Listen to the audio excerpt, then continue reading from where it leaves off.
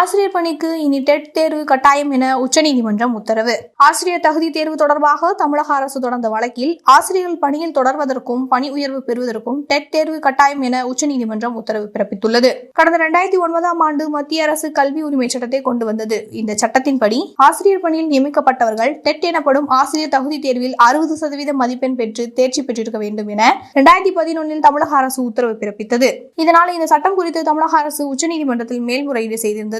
இந்த வழக்கை விசாரித்த உச்சநீதிமன்றம் 5 ஆண்டுகளுக்கு மேல் பணியாற்றும் ஆசிரியர்கள் தொடர்ந்து பணியாற்ற டெட் தேர்வில் தகுதி பெற வேண்டும் என்று தேர்ச்சி பெறாவிட்டால் வேலையை விட்டு வெளியேறலாம் அல்லது இறுதி சலுகையுடன் கூடிய கட்டாய ஓய்வு பெறலாம் என்றும் உச்சநீதிமன்றம் திட்டவட்டமாக தெரிவித்துள்ளது. மேலும் சிறுபான்மை நிறுவனங்களில் டெட் தேர்வை அரசு கட்டாயப்படுத்த முடியுமா என்ற கேள்வி எழுப்பியுள்ள உச்சநீதிமன்றம் இந்த வழக்கை உயர்நீதிமன்றத்திற்கு பரிந்துரைத்துள்ளது. இதற்கிடையே சிறுபான்மை கல்வி நிறுவனங்களில் டெட் தேர்வு கட்டாயம் இல்லை என்ற சென்னை உயர்நீதிமன்றத்தின் உத்தரவை எதிர்த்து தமிழக அரசு தொடர்ந்த மேல்முறையீட்டு மனுக்கள் திரும்ப பெறப்பட்டுள்ளன. இதனால் சிறுபான்மை நிறுவனங்களில் டெட் தேர்வில் இருந்து விலக்கு அளித்திருப்பதை அரசு தொடர விரும்பவில்லை. இந்த கொள்கை முடிவில் இருந்து பின்வாங்கியுள்ளது.